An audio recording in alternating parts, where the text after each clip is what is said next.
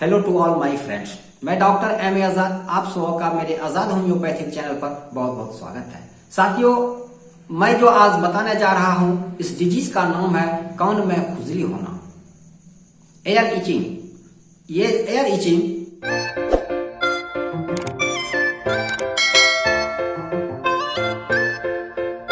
बहुत सारे आदमियों में यह डिजीज पाया जाता है, जो कि बहुत से लोग बेवजह और कहीं ना कहीं कान में अंगुली डालकर या कोई वस्तु डालकर वह इचिंग करते रहता है, खुजलाते रहता है।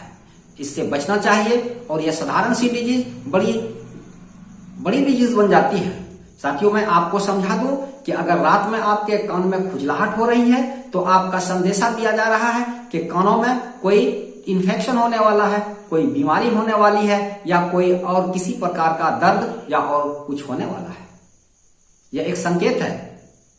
रात में इचिंग होना, अगर दिन में इचिंग हो तो कोई बात नहीं, लेकिन अक्सर रात में अगर कान खुजलाता हो या खुजलाहट होती हो तो आप सावधान हो जाएं कि कान में कोई इन्फेक्शन हो रहा है या तो कोई बीमारी आ रही है। यह एक उनका सिंबल है, उनका एक निशानी है। मैं मुख्य रूप से बता रहा हूं। कान में इचिंग यूं तो बहुत तरह से होता है, बहुत से कारण भी होते हैं, जैसे फंगल इन्फेक्शन। अगर फंगल इन्फेक्शन अगर कान में हो जाए तो फिर इचिंग होती है। अक्सर बरसात का पानी कान में अगर पड़ जाए या अंदर चला जाए तो इससे इचिंग होती है।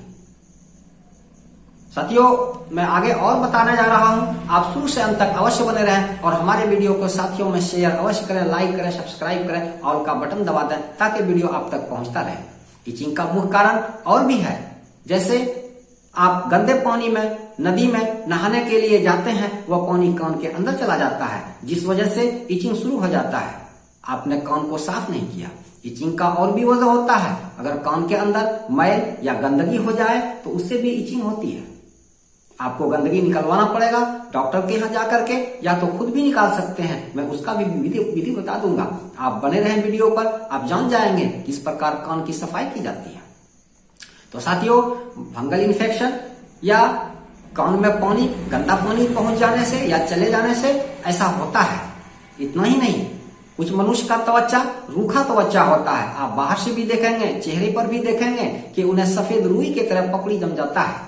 तो इस प्रकार से ये त्वचा कान के अंदर तक जाता है और वहां भी ये त्वचा रूखा होने की वजह से वहां पर सफेद सफेद पपड़ियां बैठ जाता है और फिर वह खुजलाहट करने लगता है, जो कि बेवजह कोई भी लकड़ी डालकर मनुष्य हमेशा खुजलाते रहता है। यह कोई बड़ी बीमारी नहीं है साथियों, कोई बड़ी डिजीज नहीं है, लेकिन अगर सावधान नहीं हो तो फिर बड़ा डिजीज बन सकता है। मैंने देखा है, अगर खुजलाने में असावधानी हो जाए, नोकीली लकड़ी या नोकीली वस्तु से अगर इचिंग किया जाए या कान में खुजलाहट की जाए तो जिसके वजह से कान में और अधिक इन्फेक्शन हो जाता है और फिर कान पक जाने की वजह से उनसे मवाद आने लगती है, उनसे तरल पदार्थ निकलने लगता है और कान दर्द भी होने लगता है। यहाँ तक कि कान जो है सूजन हो जाती है कानों में, फिर उन्हें दवाई कराना पड़ जाता है, ट्रीटमेंट कराना पड़ जाता है अलग से। तो साथियों, खुजलाहट नहीं करें, इसके लिए आप क्या क्या करें। अब आप देखे होंगे साथियों, बहुत से साथी बहुत अधिक देर तक कान में ईयरफोन लगा करके मोबाइल चलाते हैं, उससे भी खुजलाहट होती है। कान के अंदर अगर मैल हो जाए, गंदगी हो जाए तो उससे भी खुजलाहट होती है।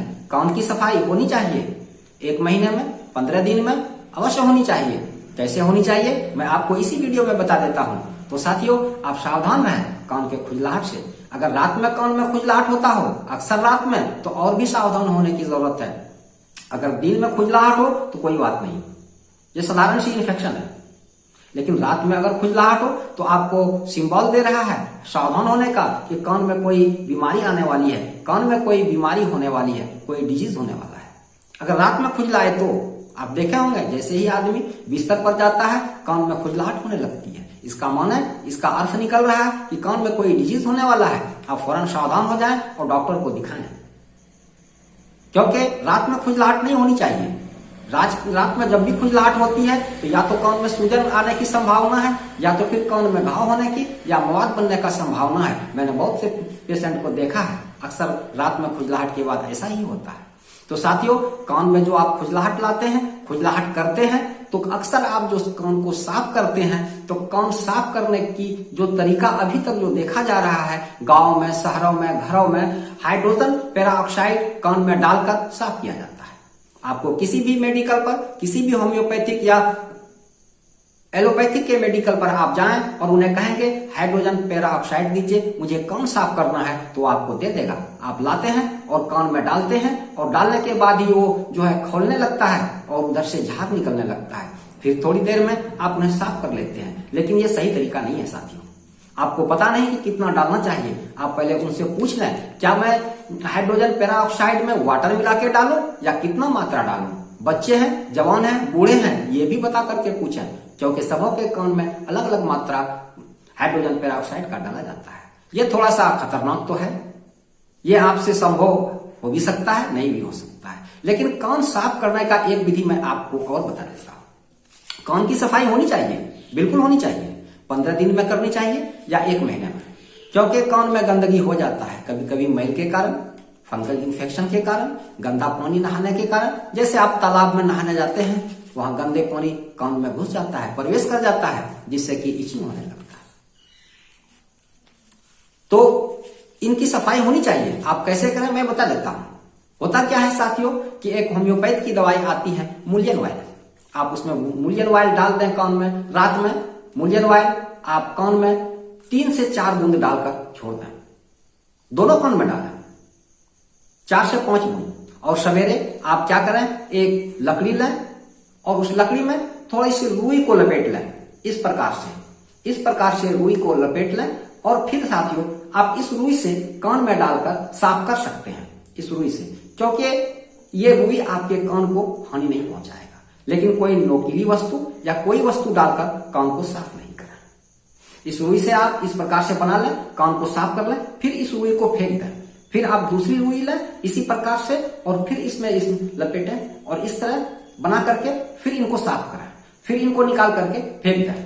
फिर दूसरी रुई लें, तीसरी रुई लें, फिर इस प्रकार से इसमें लगाएं और फिर कान को साफ करें। इस प्रकार से आपका कान साफ हो जाएगा और इचिंग भी नहीं होगी। आपने मूलियन ऑयल जो डाला, होम्योपैथ की कान की ड्रॉप होती है, कान में दर्द हो या कान को साफ करना हो, इस दवाई से साफ कर सकते हैं। आप इस तरह 1 दिन साफ करें, ऐसा नहीं कि 2 दिन 3 दिन लगातार। फिर दूसरे दिन कान में मूलियन ऑयल को डाल करके बस छोड़ दें, कोई दिक्कत नहीं। अब आपका कान फ्रेश हो गया। अगर आप चाहते हैं तो दूसरे दिन भी डालें, नहीं चाहते हैं तो नहीं डालें। अगर कोई कठिनाई है, कोई परेशानी है तो मूलियन ऑयल डाल सकते हैं। 3 दिन, 4 दिन, 5 दिन भी डाल सकते हैं। यह मैंने आपको कान सफाई का तरीका बताया। किसी भी नोकेले वस्तु से कभी कान को साफ नहीं करें साथियों। और अगर कान रात में खुजलाता हो तो हो सकता है कि कान में दर्द होने की संभावना है, आप डॉक्टर से मिलें। और इतना ही नहीं साथियों, पुराने जमाने में और अभी भी कुछ लोग गलतियां करते हैं।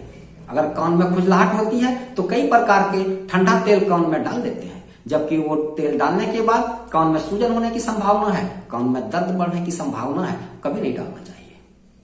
कुछ लोग बता देते हैं कान में आप ये फलन तेल डालें, ये ठंडा तेल डालें, ये तेल डालें, नहीं डालना चाहिए। आप जानते हैं पुराने जमाने में सरसों का तेल कान का सफाई के लिए डाला जाता था। वो विधि तो ठीक था, लेकिन अब बहुत तरह की दवाइयां निकल गई है जो आप डाल करके उन्हें साफ कर सकते हैं। लेकिन अपने से नहीं करें साथियों। मूलियन ऑयल अगर है तो कर लें, लेकिन हाइड्रोजन पेरोक्साइड से अपने से नहीं करें, क्योंकि कान का पर्दा फटने की संभावना है, कान में जख्म होने की संभावना है। तो साथियों आज जो मैंने ये वीडियो बनाया और आप तक पहुंचाया बहुत मेहनत से, आप साथियों में शेयर करें, साथियों सब्सक्राइब करें और जो भी नए साथी हैं वो सब्सक्राइब करें।